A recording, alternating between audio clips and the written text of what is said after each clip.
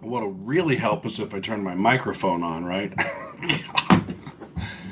uh, None of that was worth repeating. But anyway, it's lunchtime Q&A time. And I'm just checking out everything. Of course, now that's ready after I've already tried to do that. Uh, okay, cool. So may not see many on today because I posted I'd start this at 12, and then I had something come up, so I wasn't able to start it till 1:30. So we're now an hour and a half behind. But what I will do is say, if you have any questions, type them here in the comment section. What's up, Darnell? Dude, nobody answered your question about what is it, New Jersey? Is that where you're looking at going to school? I was kind of bummed, but we'll wait. We'll see if anybody chimes in. Sometimes it's hit or miss. I posted a question yesterday, and nobody touched it at all. And it was a simple question. I was talking to some techs about what happens when you forget your badge, Virginia. Yeah, I was talking to some techs about what happens when you forget your badge at work. Some places, for one, they don't even know because you might be out by yourself. But some hospitals will make you go back home and get it. They'll make you clock out and go get it. You're not allowed to be there without identification on. And then I've been at some hospitals that will let you go up to the HR department and get like a temporary badge or even buy a new one for $10 or whatever they charge you. So I posted that question yesterday and got zero response. Sometimes, though, I notice if you post questions at certain times of the day, like kind of like at the end of shift at 6 p.m., something like that, you don't get as much view or eyes on, if you would. Um, Lots of activity going on over on the. So we're trying to track down. Yeah, $10. Same way at the big one here in town. We were trying yesterday on Chris's group, the Radiology Technologist Life. We're trying to establish what states require what licensures because there is no place to go and find that out. So whenever a tech finds out they got to move to another state or whatever, you can't go to the ART website and find out what each state wants because they don't give you that information. You can't go to the SRT. There's a couple of sites out there that tell you who requires what, but it's from 2014, and a lot of things have changed since then. Like Nevada just got theirs passed a year or two ago. You have to have a state license now in Nevada. So super busy on Chris's group, the Radiology Technologist Life group on Facebook, because everybody's chiming in on where they're from and what licenses are needed, and it's daunting. So I started a post for the blog to list every state and what's required for each one, and hopefully we'll get a decent infographic out of it where anybody and everybody can go and figure out what licenses are required for what states, and then we'll link to where you go to get them. So that's a work in progress on the blog right now. I may end up posting something on my group to fill in any gaps. Because we haven't covered every state, and we're really just relying on texts from each state to chime in and say what's required there. And then after I write this article, I got to fact check it, right, and make sure that it's accurate. There was somebody that posted, hey, Blissful, there was somebody that posted like information on 5 states, and they were wrong on 3 of them. So we're trying to tell people just post on where you're at that you know for sure, and then I'll have to fact check them all. Texas apparently just has 2. It's got the ART and then a state one. They've got a really good state society for rad techs down there. It's really healthy. They do a lot of stuff. If you have a state society, that always benefits you to join. Ours up here is $25 a year, and if nothing else, you can go to the annual conference and get your CEs at the same time that you're hanging out with your buddies from all over the place and taking some seminars. And there's after hour, parties and games and whatnot. So those conferences are always kind of fun because it gets you out of work, gets you off to relax a little bit, stay the night, a couple nights in a hotel, and you learn, because that's all you're talking about is radiology during the day. But you also make new friends, you meet new people. And how often does that come in handy? If you're, whether you're an X-ray tech or an ultrasound tech or whatever, if you're working somewhere and maybe you end up by yourself on a shift or something and you have a question, if you have two friends in the same modality at two other hospitals in the state that you can call or text and say, hey, I got a cranial Doppler ultrasound on a kid. What do you guys do for that up there? It's really helpful to have connections in other locations. I have swapped contrast. I've shared contrast and supplies before with techs in the same city. If we run out and they have it, of course you keep track of it because it'll show up on inventory sooner or later. So you always make sure you get it back. But let's see. Louisiana, do you believe technologists are being paid fairly? In Louisiana, I don't. If I remember right, no. I think what I remember from Louisiana is you guys are getting hosed. Let me pop over to my site and see. I think I posted wages, and let's see. I wonder why. So let me see why this article popped up. Maybe I mentioned Louisiana in it. How much money do X-ray techs make per hour is a very common question on the internet. When asked inside of a Facebook forum, these were the answers provided by working X-ray techs. What is horribly obvious is that Alabama has no respect for X-ray based on the ridiculously low wages being reported there. So if you blissful, if you went to my blog and typed in a little search bar on the side, the word Louisiana, the first article that pops up is how much do X-ray techs make per hour with 4 years experience.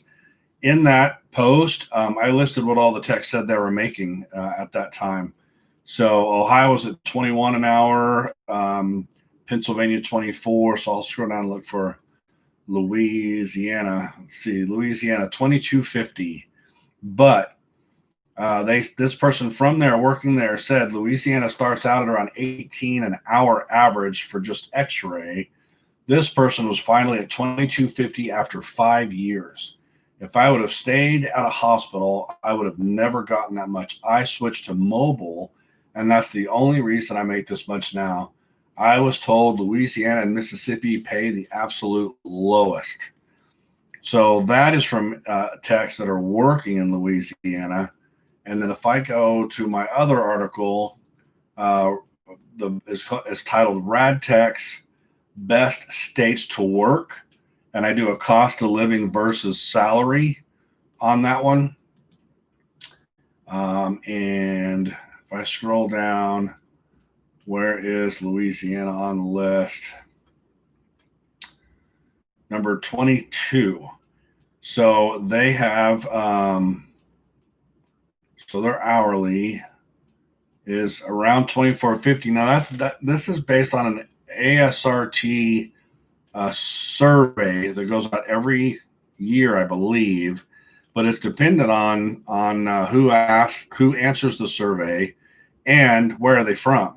So if they're in New Orleans or some bigger city, they're going to get paid more because they're in a bigger city than somebody that's lying out in the middle of nowhere. They're going to get paid less. So you gotta realize, because I posted this, and these weren't even my numbers. This was from a survey the ASRT puts out, but you can only get to it if you're a member of the ASRT. So I didn't share the whole thing because that wouldn't be right, but I did share the hourly because I tied them to a cost of living index to show. I gave it its own ranking. I called it a ranking, and that is to show how much money you actually get to keep in your pocket. So anyway, Louisiana is listed at $24.50 an hour, but that could have been from a bunch of the city people. Who knows? but it ranked number 22 out of 50 as far as being able to keep what you make in your pocket after you've paid all of your expenses. So hope that answered your questions, Blissful. Yes, that is according to the BLS website. It's one of the lowest. Yeah, is that Bureau of Labor Statistics that you're doing? Yeah, BLS. Yeah. So yeah, unfortunately, and I was on another group this morning talking to people about the discussion was unions, and are unions good for rad techs? And the interesting thing is that the people that have unions, it was a mixed bag, because they liked them because unions always meant they got paid more per hour and they got better benefits because you had that collective bargaining group behind you. But then at the same time, they would say the con or the negative is it seemed like the union was always protecting the worst employees. And so having been in a union in another industry a long time ago, I can tell you that it only seems like the union is protecting those crappy employees, because a union has to represent everyone in the union. And who's going to need more attention? The employee that does their work and never gets in trouble and is never in front of the administration getting a write-up, or the crappy employee who's always getting in trouble being tardy or whatever?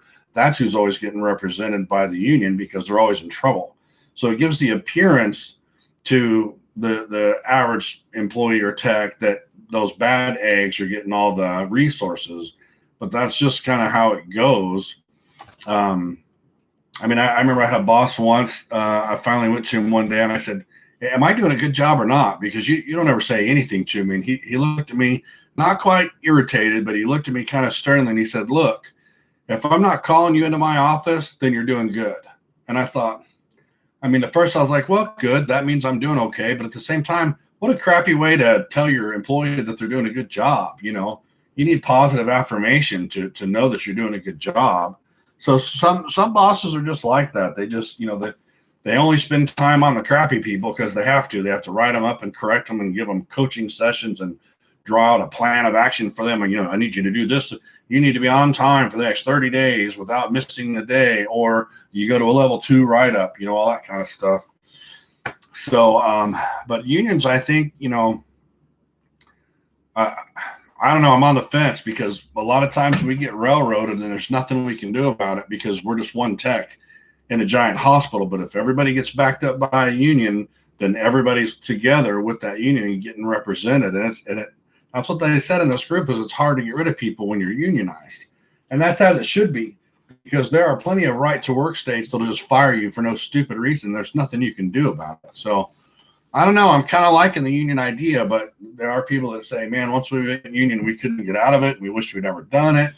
But that was in a different industry. So Blissful, I've enjoyed all your videos, discussion posts, quizzes. Will there be more quizzes posted? Thank you for all your advice through college career. Second year. All right.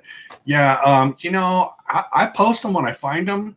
A lot of that stuff is my personal stuff, or stuff that's been given to me by other students. So I think I've put out just about everything I have, but I'm always watching for stuff that I can put up there.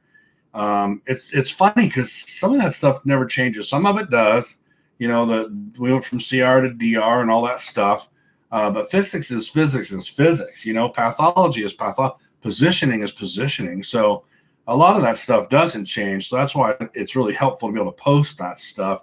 I think where we might go next with the blog and maybe this channel is study sessions, because we're all given the information, right? You have all your notes from class.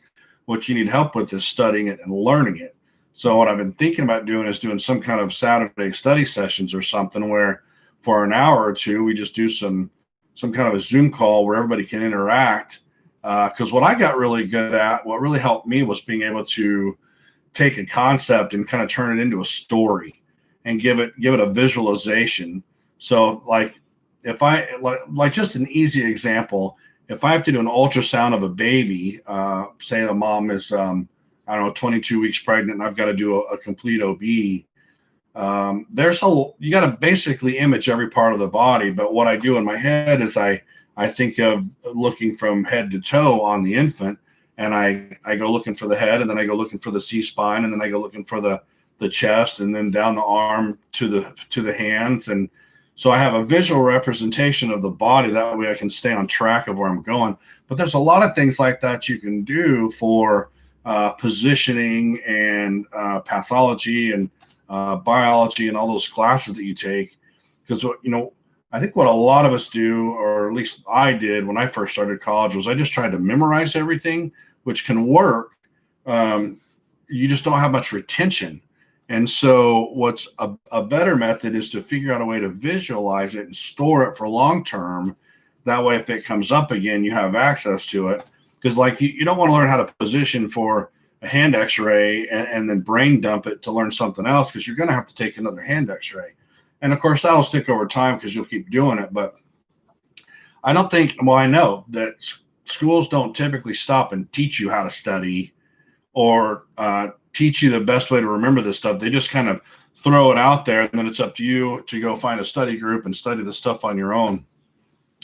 Like techniques, I was taught, I still remember it, for techniques on the arms. I remember they would say 70, 60, 50, and they would go down the joints. So it's roughly 70 kV at the shoulder, 60 at the elbow, and 50 at the wrist ish, right? It's just an ish. It's really more like 50 in the elbow and 50 at the wrist. But things like that, you're thinking, what do I do a shoulder at? And you go 70, 60, 50. Oh, yeah, it's around 70.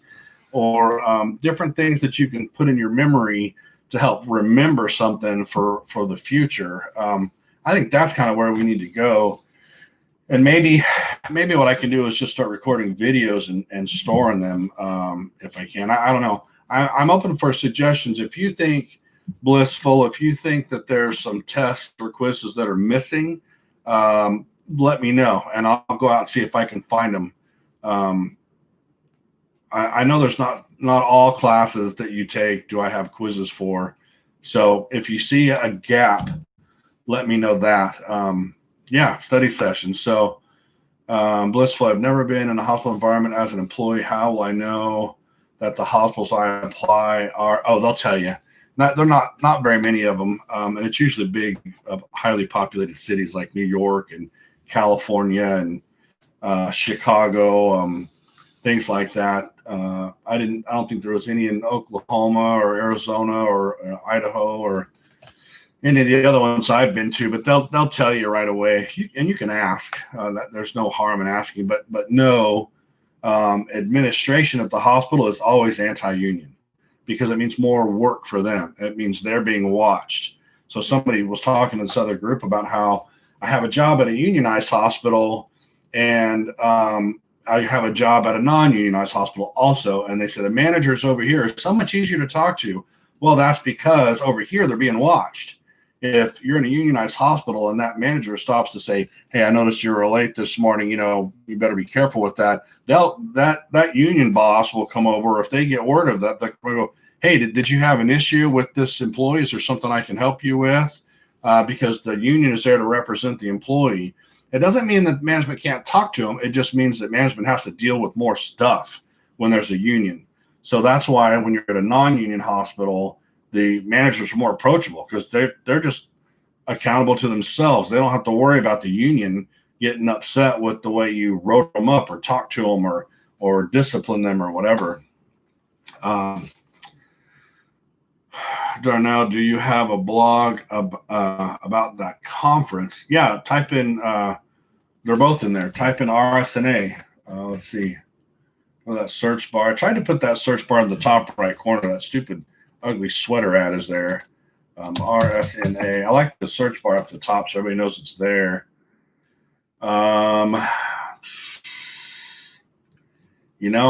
don't know that I typed. I think I did all my RSNA stuff on LinkedIn. You can type in, well, you're not interested in the AHRA, it's the other one, but that's for management. Let me just hop onto my LinkedIn profile. If you go to LinkedIn, I'll shoot you my link over there. Let's see. Where am I at? View profile. So I will highlight, this is me on LinkedIn. And there's a group over there too that I run, but we don't really use it much. That's not really what LinkedIn's for. So don't worry about signing up with a group or anything. But if I go to my profile, somewhere there's a place to search my stuff. And if I do, posts and activities, and if I do a search for, how do I search? That's what I don't like about LinkedIn is how do you do a search in your own post for something that you wrote about? If I do RSNA at the top, it just gives me everybody and everything. I want what I wrote about it. Let me back up for just a second. I've posted every year that I go to the RSNA, I post on it in LinkedIn and show pictures of the equipment that I'm looking at and all that stuff. I just don't know how to find only my posts that have to do with certain topics. Gosh. Yeah. So,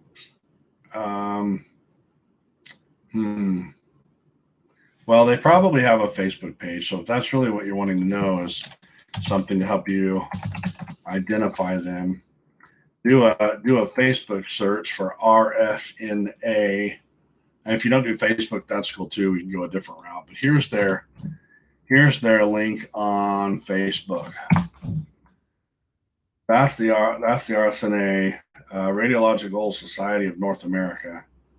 And they're already posting for 2021. Join us at RSNA 21, where we are redefining radiology. Our industry is constantly unveiling new ideas and technologies that are redefining what it means to work as a radiologist.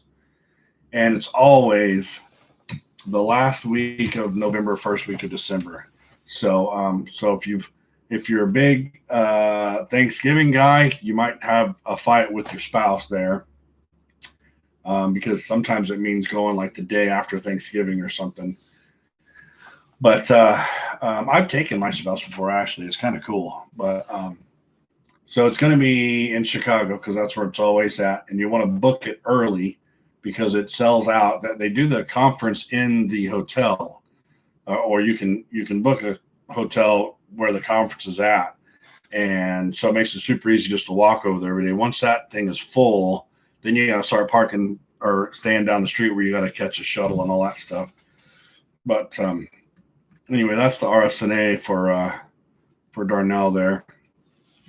Alexis, if I said that right, I'm trying to figure out whether to go into CTI or MRI based on job market availability in New York, or salary and exam difficulty. Do you have any advice? Graduating soon. All right. So you're not asking which one. Well, so do you have a favorite? I mean, that says a lot. But if you're looking at market availability, out of those three choices, you're going to need more CT techs in the environment, in the job market.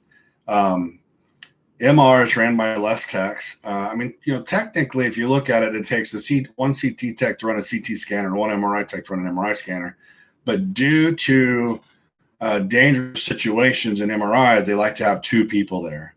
If you're lucky, they're both techs, which means you get to hire twice as many techs as you need.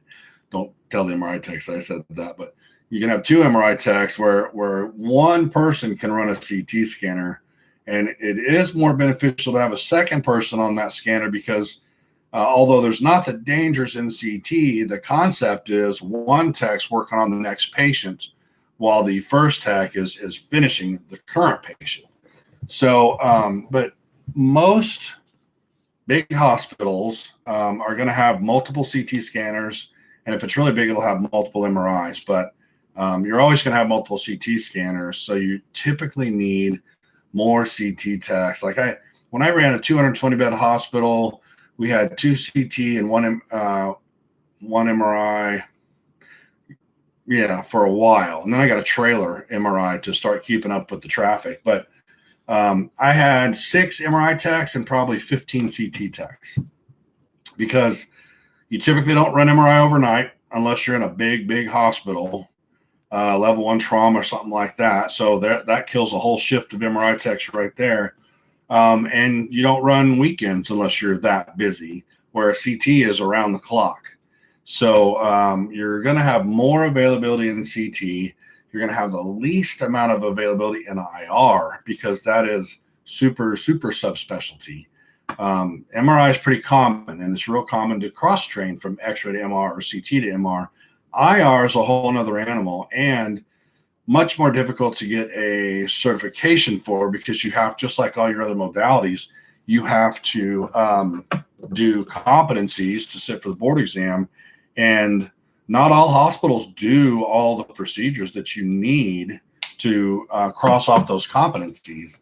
So the hospital where I was at most recently, two hospitals ago, even though we did, 10 to 15 procedures a day, we did not do all the ones required for the IR board exam through the Arrt. So I had to send text to another one of our sister hospitals to observe, because you can observe things. You don't necessarily have to do them, kind of like an X-ray where you can do a phantom exposure or do an X-ray on a phantom to comp out of a couple things if you don't see it in real life. IR lets you kind of shadow, and some of that stuff you can even shadow in the OR. So to kind of finish up on that, you're going to get the most money in IR. It's going to be the hardest to get in because of the specialty. There's going to be the most job availability in CT because more techs are needed. And the stress levels are completely different. The stress in MR is that you might have a patient with something metal in them that they weren't aware of, or something might happen and they get injured, and you got to worry about that constantly. That can't happen in CT.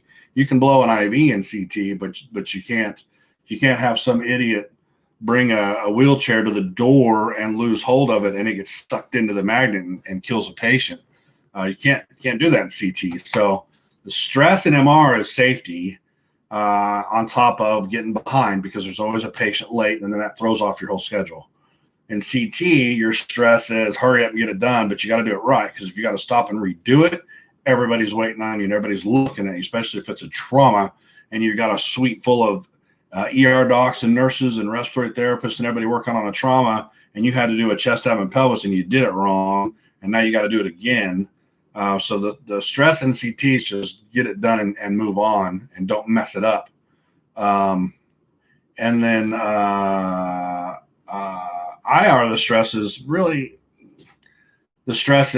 not doing a timeout appropriately, meaning identifying the right location.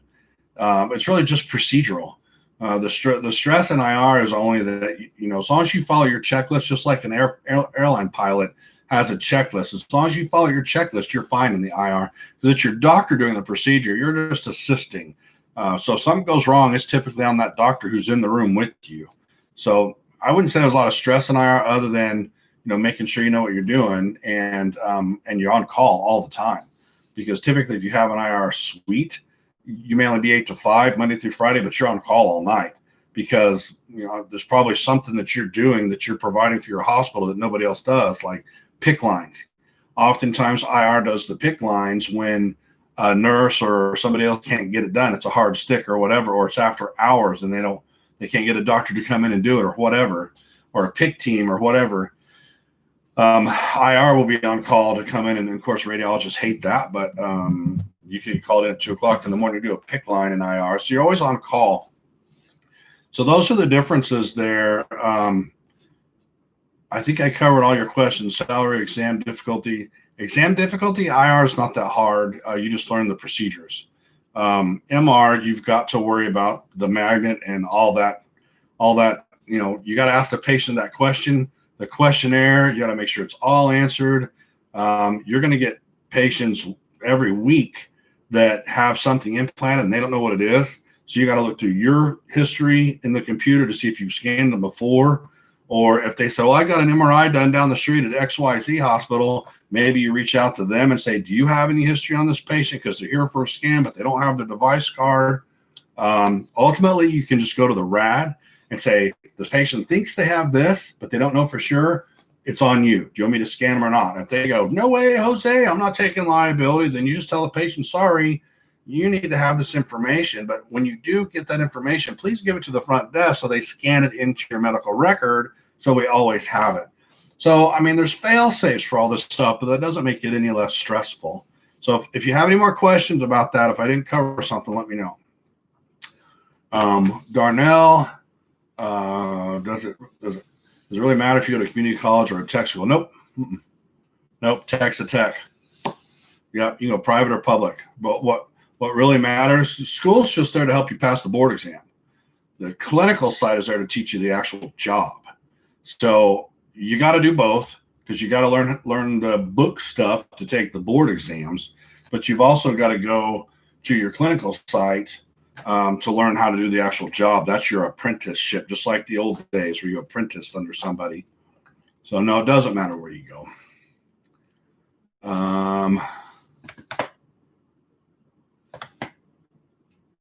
I think you just said it in the next statement. Education should be the same as long as you sit for the boards. Yeah. Well, it doesn't have to be JCERT. Yeah. Or so the ART does list all the things that they accept, and JCERT is one of them. But there's lots. I think a guy just was on our talk the other day from Canada, and he went and looked, and his accrediting body from Canada is accepted by the ART. So he was good. So that's where you got to go to find that out. The outspoken individual said ER and portables are my favorite rotations. Why are portables your favorite? Just curious. ER, of course, you got the adrenaline stuff. It's way more exciting than outpatients or going up to the ICU or all that stuff. ER is exciting. The funny thing is, I used to sign up for ER call, which just meant carrying the pager or the phone for the ER. I used to ask for it because people didn't want it. I'm like, I'll take it. No problem. Alexis, you're welcome. If you have anything else, let me know. Darnell, is going to school to become a limited scope even worth it? I was wondering if you could even sit. My personal opinion, no, it's not worth it. I mean, here's what people think when they see that. I can get in quicker and get out faster and be a tech, which is true. But you can't do everything that a full tech can do. So, I mean, if that's really all you care about, then it's there. But if you want to be a full-on rad tech and work in a hospital as a full-on rad tech, you're going to have to go back to school again, at least for a bridge program, to get you from the practical to the real deal. I'm not going to say anything bad about the practical, because it's the same thing as an LPN. There are plenty of places where LPNs work just fine. They're cheaper than RNs. They can do everything an RN can do except give medications and a few other things. But that giving medication is crucial in every hospital. And so that's why most hospitals, I think a lot of them are just not even using LPNs anymore, because what the nurses used to tell me all the time was, I not only got to do my job, but I got to watch out for that LPN down there, because they can't do everything on their own. So I got to watch them and watch me. And so it's just easier. It was cheaper to hire the LPN, and that's what the hospitals liked about it. But I think they're mostly going with, so the same thing with the practical tech. You can go work in an outpatient clinic or something. Or, if there's a busy enough place that has rad techs and they just need somebody to pick up the slack and do extremities or whatever, maybe it works. But if you're going to be in it for the long haul, I'd say just go straight to X-ray school. I don't think there's that many bridge programs is the problem. So I get to move around a lot. I'm not sitting around. Yeah. So the ED keeps you hopping, and portables are nice. I like portables because they kind of let you think outside the box and challenge you. You got to figure out how am I going to image an AP on that bone when it's not in the plane I want it to be in, and you got creative. It's kind of like trying to do that cross table lateral hip when you can't quite get their leg in the right position. You got to aim at just the right angle. So I get it. Portables are cool. Just hopefully you don't have to push them down any carpeted halls, because that sucks. Let's see. What's the craziest thing you've ever x-rayed? I've seen in the group a bunch of crazy things. Yeah, now Now they're no fun. Hospitals are no fun. Back in the day, you do whatever you want, and as long as nobody found out, nobody cared. Now you got nervous Nellies and tattletales that will tell on you just to be jerks. And so, like we used to be able to X-ray each other, no problem. If something didn't feel right on me, hey Bob, come X-ray my foot. I twisted it or whatever, or ultrasound my gallbladder or whatever. We never thought. I used to get CT'd. We never thought twice about it. I'd have people bringing in their dogs. I'd X-ray their paw for them. But now all it takes is one person, because really you're given radiation without an order, and that's what they try and hang you on. So, you just got to be super careful, because we could always, back in the day, our rats would back us up if they needed to, if we needed them to. If I hurt my arm and I do an X-ray and a push comes to shove, I just go ask my doc, hey, will you write an order for that because I found something, or whatever. Not that they wouldn't do it today, but administration just doesn't have any leeway, even if they really don't care. If somebody tattled and they don't care, then that person that tattled just goes to their boss, and it's just, it's not as much fun as it used to be. But what did I actually, that was the weirdest thing.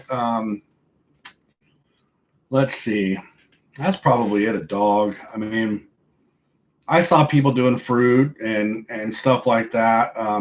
We tried to fluoro through a lottery ticket, those scratchers. We thought, well, man, if we could see through the gray stuff without scratching, does that mean if we bought 10 but didn't scratch them and found a winning one, could we take the rest back and get our money back because we didn't scratch them? But, of course you can't do that. They don't let you do that. But, we were trying to think of what can we use our technology for to have some fun with. And nothing super crazy.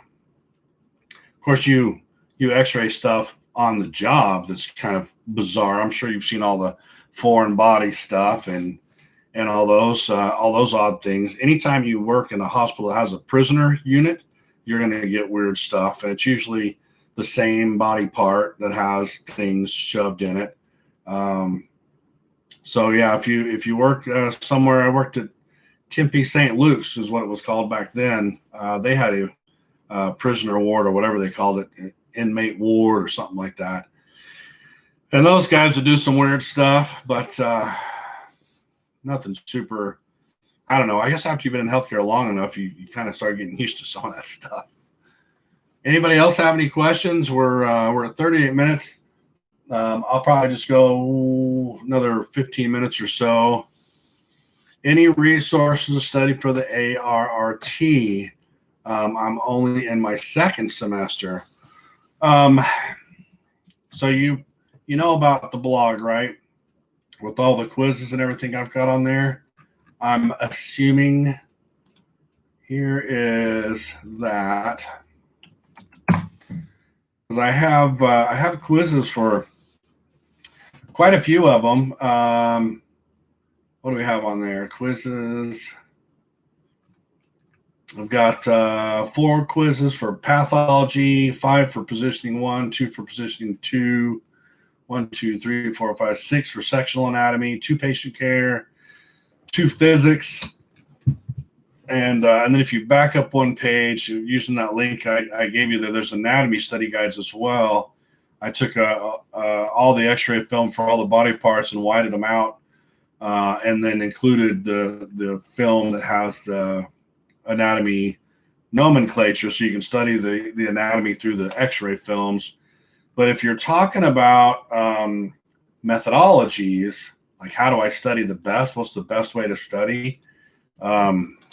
I have an article because I was going through the same thing. I went to X-ray school, ultrasound school, master's, and now I'm working on my doctorate. So I've done research in all the different ways to retain the knowledge and study with minimal amount of time. Where's it at? Sometimes I just go to the sitemap at the top. There's a link that says sitemap. If you go there, I started listing everything by either category or title. And I've got one about how to pass your board exams. And that one right there, how to pass your ART board exams. Even though I catered this one, and I'll plunk it down right there. Even though I catered that one to passing the ART boards, it goes for anything. So it talks about spaced repetition and how that works. Meaning you set a timer for 20 minutes and you study for 20 or 25, and then you take a break, and then you study for 20 or 25, and then you take a 5-minute break, because studies show you retain and learn more and faster if you break it up into little sessions than like back in the old days where we'd stay up all night drinking all the coffee and cram all night long and then go take the exam first thing in the morning. I mean, whatever method works for you, but this article has the spaced repetition, it has the force multipliers, including the Pomodoro technique, the different things about maximizing your study time. So picking your, what I call your sanctum, or the place where you can go, your bat cave, whatever, where you can study and not be bothered. How to kind of hone down to a single target of focus, making sure you have the right tools, making sure you keep your study time sacred and don't let people take it from you. Practice and discipline, the time you needed for recovery and all that kind of stuff. And then I go over the study guides. I reviewed Appleton and Lang, which was one of my favorites. And I go through their content, the ART's content outline. Well, that's more for the ART exam when you get there. I mean, you can start studying those now. What to do on exam day and then during the big day. So yeah, really the first half of that is about how to study, how to make the best study area, how to study to retain, and all the different methods used to study stuff and remember it. So check those out and see if that doesn't help. All right. Thanks for the thumbs up, guys. I appreciate that. Let me scroll down. So when I started this blog, I just started out with like the second article I wrote was how to write your resume. Because when I would get resumes to hire people, there was just some atrocious ones. And now I've actually got a video here on the channel where I review about 6 or 7 different resumes. Of course, I blocked the names out, but I talk about what I liked and didn't like and what you need to have on your resumes. And then I went over kind of what a typical day looks like for techs, either in the hospital setting or the clinical setting, because they're completely different. And people don't know that when they're looking into x-ray school, or when you get into x-ray school before you hit your clinicals, you really don't know what you're in for. If you get a clinical rotation at an outpatient clinic, it's completely different than a hospital rotation. And then I do have a couple articles about interviewing strategies, whether you're interviewing to get into a school or interviewing for a job. I've got stuff for both of those. I go over how much a rad tech makes, because that's always on everybody's mind. Ways to pay for school. I've got an article that goes over 11 different ways to pay for school. Tips for getting accepted into a rad tech program. I go through a pretty extensive list of different things you can kind of check out and investigate and understand about the programs you're looking at that'll give you an edge. Let's see. I talk about working full-time while you go to school, because these schools will tell you can't, but some of us live in the real world and we have to. And then I attempted to do, I don't know how that ended up either. I think I rewrote that several times, but I've got one called Explanations of the Whole Imaging Career Pathway. So I talked about it, and it's just it's tough to read, I think. I did a video on it that explains it a lot better. And the video is the 5 reasons to choose a career in radiology. It was one of the first videos I did. But it goes over all the modalities and how long they all take to cross-train and kind of how much they make and all that kind of stuff. So I think that's helpful to a lot of people that are just looking to kind of get a feel for what the whole department may look like. And then I talked about common injuries for rad techs. I talk about the continuing education that are required, the CEUs, common misconceptions. Talked about being a traveling rad tech, if that ever interests you, or if anybody's told you about being a traveler, that can be really cool. the states to work in that allow you to keep the most amount of your money in your pocket. Like people are always going, well, I said, well, I'm going to go work in California because I can make $55 an hour as a rad tech out there. And that's true. But you're going to pay $50 of that for all your expenses because everything's so expensive out there. So at the end of the day, you're not putting much in your pocket. I mean, if you can't go enjoy your money that you're earning, that you're working so hard for, what's the point? And that's what people get caught up in these big cities is they're making the big dollars, but they're also spending it on, like a buddy of mine, we actually went to ultrasound school together. Dave went to do ultrasound. I went to do ultrasound, and then I got into management, and then he got into management, and he made it out to California to one of the big, it's not a Kaiser, I don't think, but he's a director at one of those big California unionized hospitals.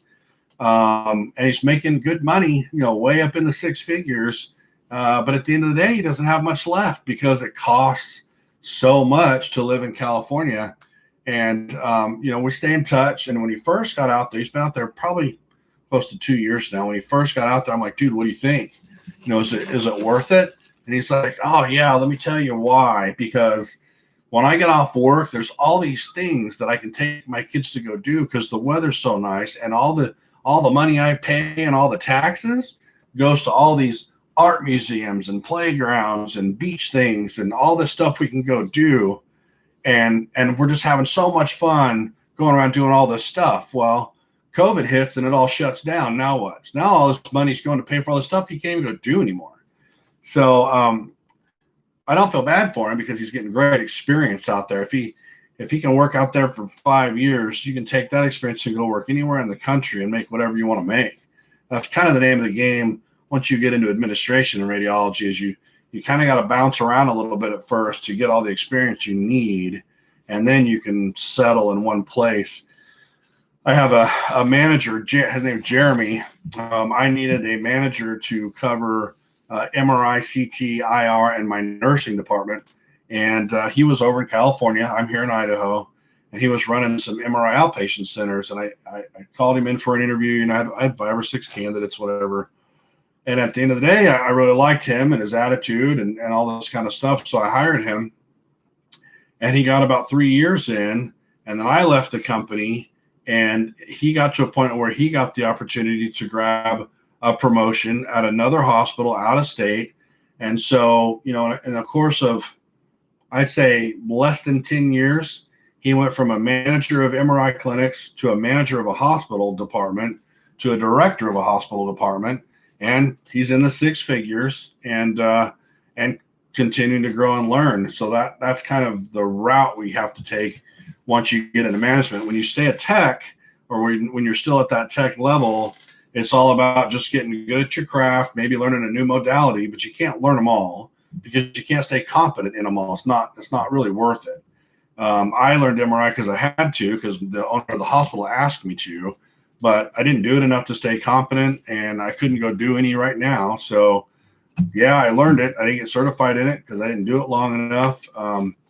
So that's kind of the difference between the techs and the administration. Darnell.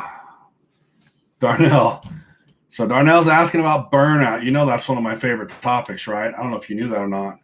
Type in burnout on my blog and see what you get. I give talks on burnout because it's real and it's a can't say the B word, I guess, on YouTube, but type in burnout and you'll see my article. It's one of the biggest articles I've written. It's called Radiologic Technologist Burnout: Signs, Symptoms, and Cures. And I gave that talk at the AHRA to a room full of administrators a couple of years ago because I told them this big wave of burnout's coming because the boomers are crushing healthcare because they're coming so fast and there's not enough techs to keep up. And then you got all the administrators trying to thin out the staffing to save more money, and we're going to be burning out left and right. And about a year ago, you started seeing that pop up in a lot of different articles. The radiologists are burning out. The cardiologists are burning out. The cafeteria workers are burning out. That was like a catchphrase all of a sudden. But if you're interested in how to avoid burnout, the article that I wrote goes over 13 different types of burnout, what can happen to you. And it's not all inclusive, but I identified 13 different situations that can burn you out. And then I give 2 solutions for each one of them. So if you're, everybody really in the field should be reading that, because one of those is going to hit all of us. And I got some of this from doing polls on the other Facebook groups.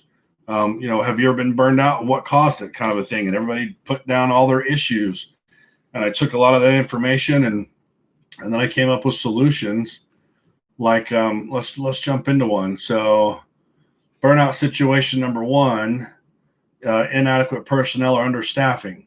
In the radiology world, there's a term we use frequently called skeleton crew. In a sentence, we would say, we are working with a skeleton crew tonight. Typically, that means the team is staffed with the bare minimum number of technologists needed to cover a low volume shift. Usually this is adequate coverage unless the shift volume picks up. And that is best utilized on holidays or periods of predicted slow exam volumes. However, problems arise for staff when the administration sees that the team can function at this reduced level and they leave it there. And so I identify that as an issue, and then I list the problems that it can cause, and then I've got a suggested tip, and then I've got an alternate solution. And I do that with all of them because this stuff's going to hit every one of you. At least one of them is going to hit you guys, and you've got to, if you have a way to deal with it or a way to approach your boss with it before it's a major issue, maybe you guys can work together to solve that problem. California's expensive, Maximal. You're absolutely right, man. I mean, geez, that place. Darnell, would you suggest your kids to become techs? We've had that talk. I used to tell them that more when they were younger than I do now. So I got kids from 23 to 11. So the 23 actually wants to be a nurse, which I'm okay with. It's okay. But they don't all want to even be in healthcare. So, and I try not to influence them, but I've got a 14-year-old who started watching Grey's Anatomy all of a sudden, and she's getting really into it. And I'm kind of like, I'll go in there and kind of hang out with her. And guy got out of surgery and his arm's getting all tight and stiff, and he's crying in pain. And I said, he's got compartment syndrome. You need to cut that open. And then they'll cut it open, and I go, if you're really into this medical stuff, you got a whole family that can help you learn, because we're all steeped in it. But at the same time, I want to respect their ability to choose whatever they want to do. And it wasn't until this whole pandemic thing really that I've kind of, the pandemic kind of started giving me the old skunk eye. But really, it's nothing new. What's new is the pandemic. But what's not new is how administration reacted to it. Right? Administration they didn't have the right PPE for us. They didn't communicate like they should have. Everybody kind of had to figure out their own. Well, what are you wearing today? Well, what are you wearing? What's the hospital down the street going to wear? Anybody know how to don and doff this stuff? I mean, the hospital I was at earlier this year when this was all going crazy, the hospital didn't even have a protocol set up to don and doff. So I had to go on the CDC website and look it all up, and I made this nice infographic. It's on my blog. Shows you how to put everything on and take it off.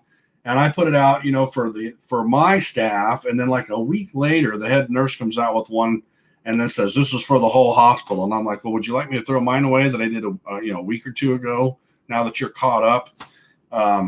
That's what never changes, is the senior leaders that think they know what they're doing and don't. And some do. You may get lucky. But the problem, what I think is the real problem, is there's nobody from radiology high enough up in the system. We make it to senior director or whatever it is, but we very rarely. I've seen one guy make it to COO. He's actually in Eastern Idaho, and I'm sure there's been others.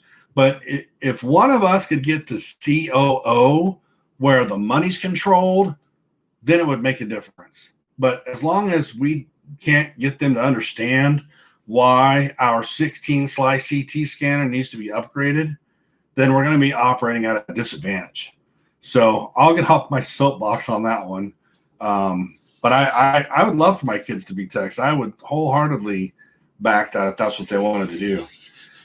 I've been pushing my wife for years to go back to school for ultrasound, but I've finally accepted. Some people just can't stand it, and some people can. And she did X-ray, and that's all she wants to do, and I'm fine with that. Have you ever thought about writing a book? Yeah, but I think of this stuff, and I like talking about it and sharing it. But then I think, well, how many people are really going to want to read a book about that, right? So I just can't figure out. I think if I wrote a book, it would be kind of about how to go from getting into the field to being at the top of the field in a short amount of time. And I'll show how I did it. Because I went from being an X-ray tech to the system director in about 14 years. So that's pretty good if you think about it, because it's 2 years for X-ray and 2 years for ultrasound. And then you got to get a master's in there, and you got to learn how to be a manager and then learn how to be a director. So I went up there, I think that's pretty quick to go from the bottom rung on a career ladder to the top rung within 20 years, I think is pretty significant. Because if you can start that ladder when you're 20 or 18 right out of high school, that means by the time you're 40, you could be a senior director of a system running the whole radiology system, and you've still got quite a bit of work life left. So I think it's possible that someone from our field could get all the way to CEO. I've just never seen it happen. And that used to be my goal. But now I've known enough CEOs to know that I don't really want to do that, because in my opinion, they are a brand. They're a brand that comes out and speaks on behalf of the organization and goes to meetings on behalf of the organization and shakes a bunch of hands and really just has everybody kind of report up to them and make sure everything's going okay. But it's the CFO and the COO and the CNO and some other key players that are really running everything.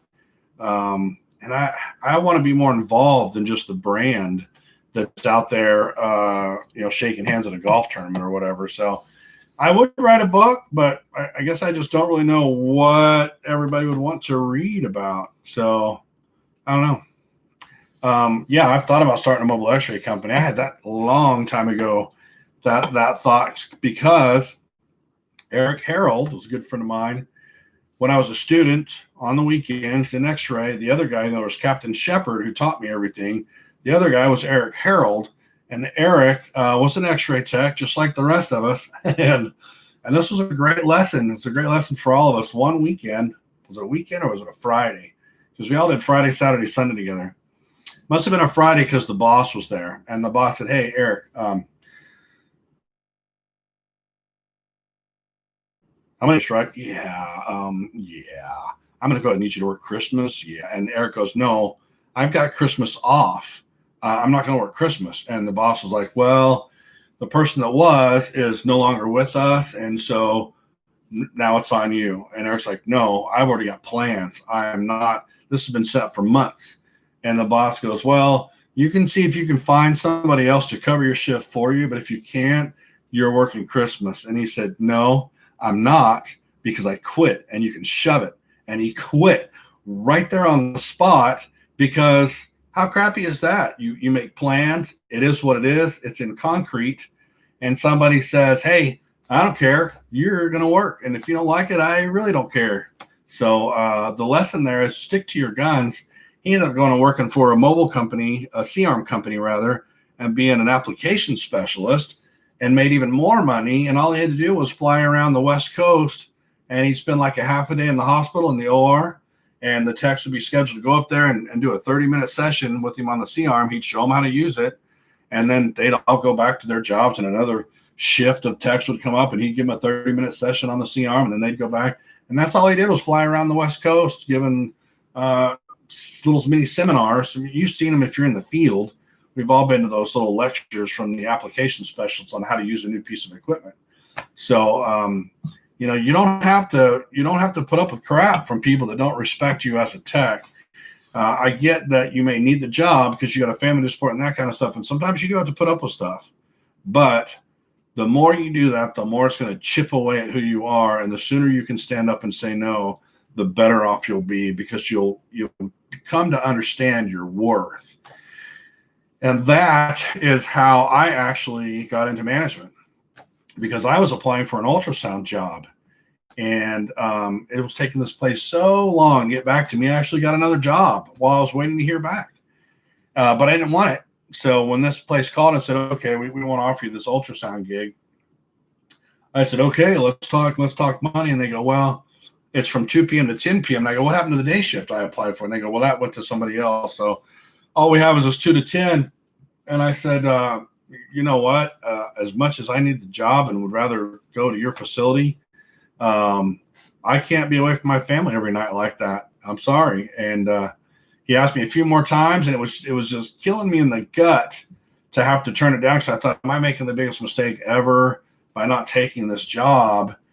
And in that same conversation, that director said, well, have you ever thought about moving into management? And I thought, well, yeah, that's why I'm going for these stupid degrees and everything. And he said, well, I have a manager position open, and it hasn't been filled in a long time, but I'm so busy and I haven't had a vacation in years. I'm thinking about filling that manager job. Would you be interested in that? And I said, absolutely, I would. And I ended up getting that. And that was the first clinical manager job that I got. And I'll never forget when he said, we met face to face again, and he said, are you sure you want to come into management? Are you sure you want to leave being a tech and come into management? And I thought, well, of course. What's this guy? I've been a tech for 10 years, whatever. Of course, I'm ready to go be a manager. Now I get it. It's completely different than what you think it's going to be. You think management's 8 to 5, no call, no weekends, no nights, blah, blah, blah. You can get called at any time. You can have to go down there and put out a fire anytime. You get paid less than a tech who takes call. I mean, it's just it's nice in the sense that you can control bigger ticket issues, which in a sense you can say I can affect the health of my community more from a broader scope, but you can help each patient at the tech level as well. So I think it was more rewarding for me to work with individual patients, because then you can see who you're helping. When you're at the management level, you can't really see who you're affecting, but you can see who's complaining. You get all the complaints and all the crybabies and all the problems. It all comes to you. So there's that.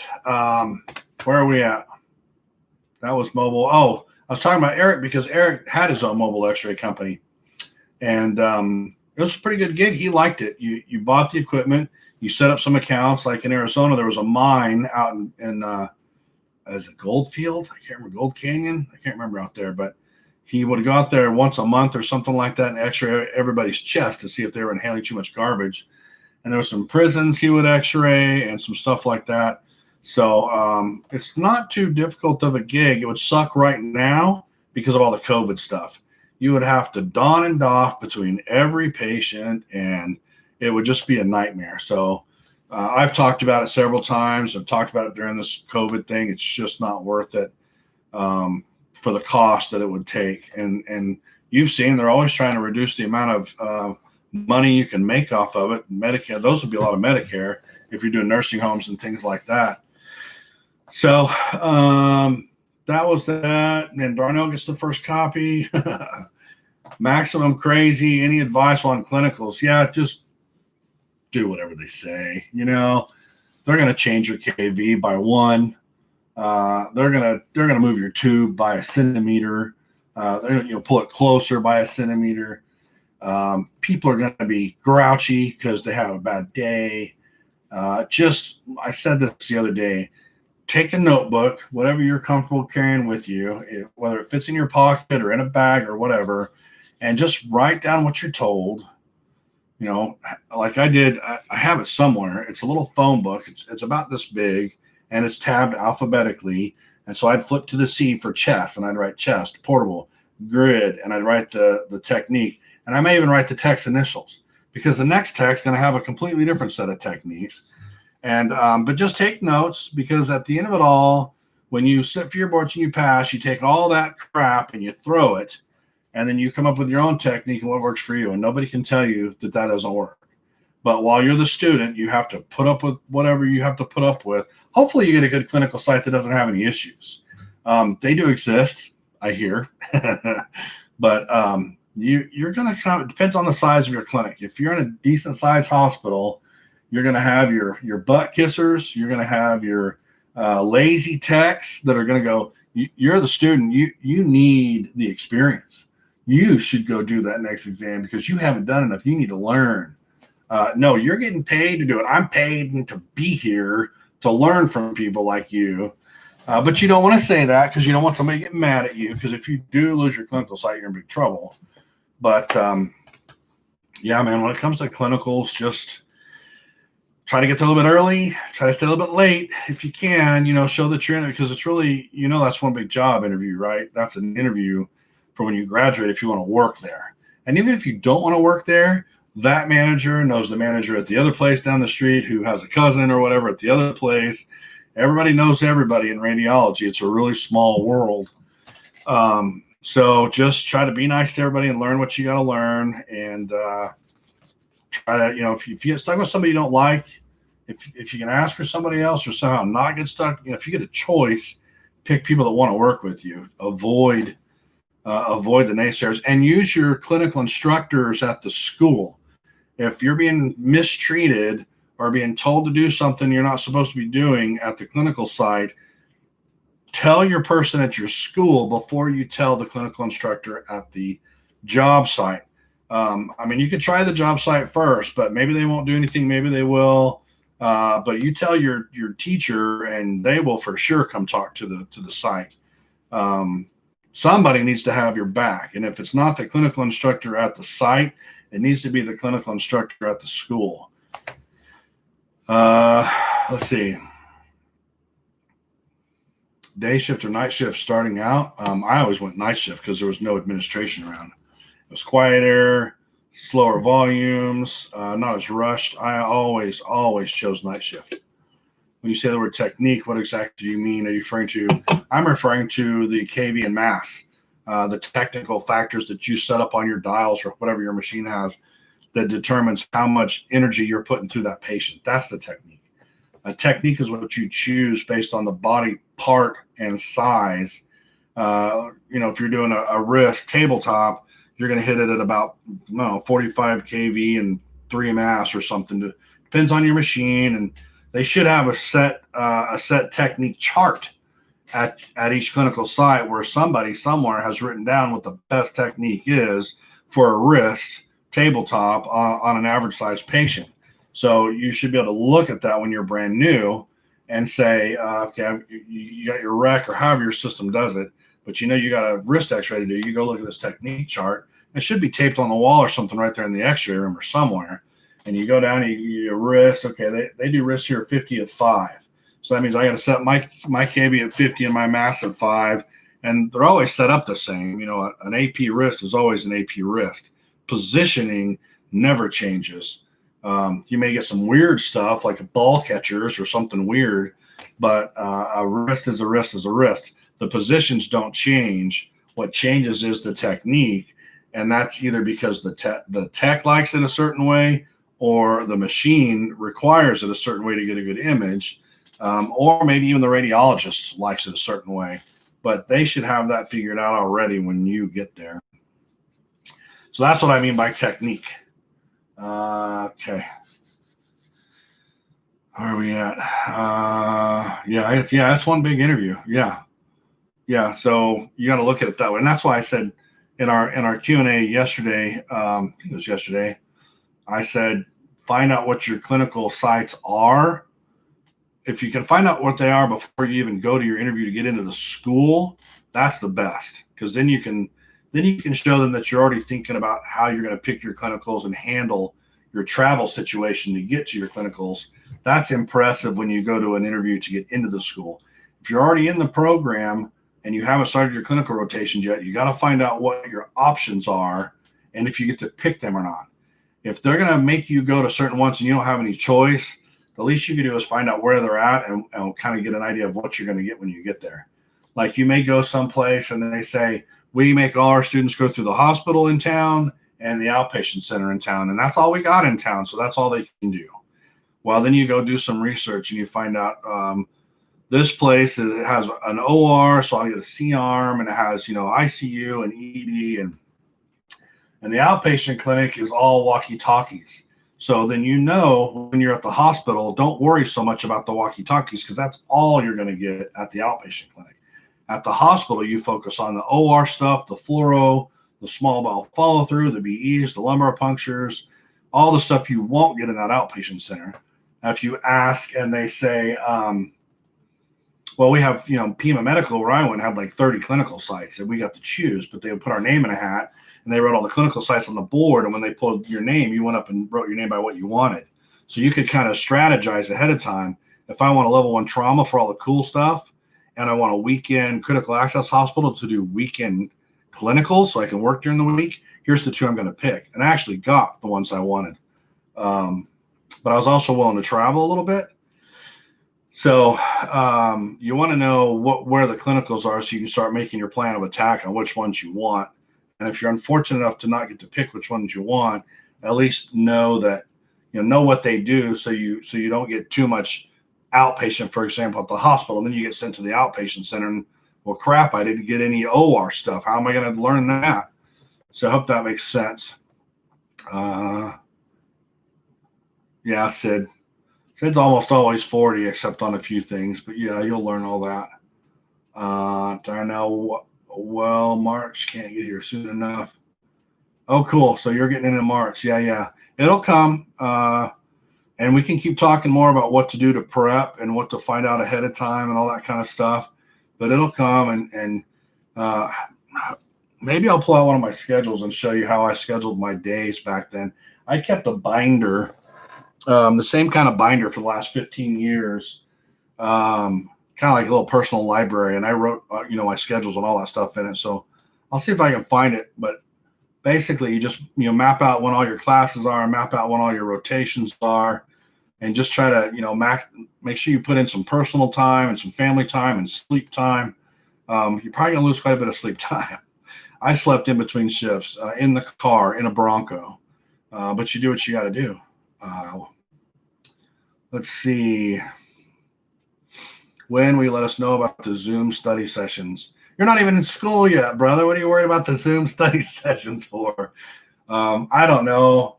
It's nice because we're on a break right now, but my kids are about to go on break too, which means they're going to be home all day. So I don't know. I don't know if I want to do Saturdays or Sundays, or I'm still thinking about that because I want it to benefit you guys, but I also want it to be something that gets utilized, so I'm not just spending my time on a weekend on an empty Zoom call. So let me think about that. We picked ours. We will spend the entire first year at our first site. That's okay as long as it's got enough for you to do, right? If it, I hate to bring back that same girl, but there's this girl in Wyoming that got stuck at one outpatient clinical site her entire 2 years, and then she couldn't pass her boards. And part of that's test anxiety, but part of it is maybe, whether she realized it or not, because that school didn't let her bounce around enough and see everything. So hopefully all those clinical sites are nice, meaty sites that have lots of stuff for you to do. But that should be okay. I'm sure they've thought all that out. So you've already picked yours then, Maximal? You already know where you're going? You start planning that.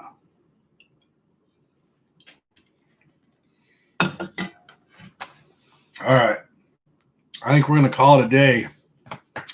Went over an hour, answered several questions, touched on a lot of the different, at least the first 10 articles, I think, on the site. Next time we'll go over some of the other ones that you can find on the site map there. And in the meantime, don't forget to go sign up in the Facebook group. If you want to have more contact or see when I post that I'm going to do these live sessions pretty much they're kind of impromptu on when I get time, but I do try to go there. Like today I went there and published that I'd be here at noon, and then I had something come up and I couldn't start it till 1:30. So make sure you bookmark the blog, and I will help you with that part. So here is the URL to the blog. The chess comp was insane? What do you mean? That's one of the basics, brother. Wait till you get to, I don't know, a mandible, oblique mandibles, or SI joints, or a freaking sternum. God, I hate those. So there's the link to the blog. You already know where the channel is because you're on it. What else? Oh, the Facebook group. Okay, let me go grab that. That's that, and that's that. So here's the Facebook group. And there's a couple others I like. You know, if you're interested, ask about them on the group. But Chris, I'll grab one for you because I like Chris's blog. It's called Radiololgy Technology. I don't know why we have so many different groups on Facebook. It'd be nice if we just had a few. There's literally like 30.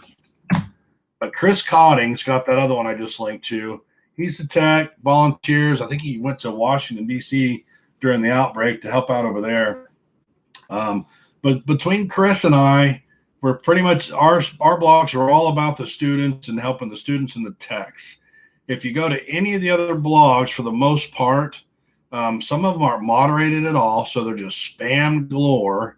And some of them just allow a ton of vendor crap to get posted, and things like that. So, you know, you got to keep the people out that want to bring their x-rays and get your opinion on them, because we can't do that. And then you got people that say they're from other countries and they like to post cases and talk about them.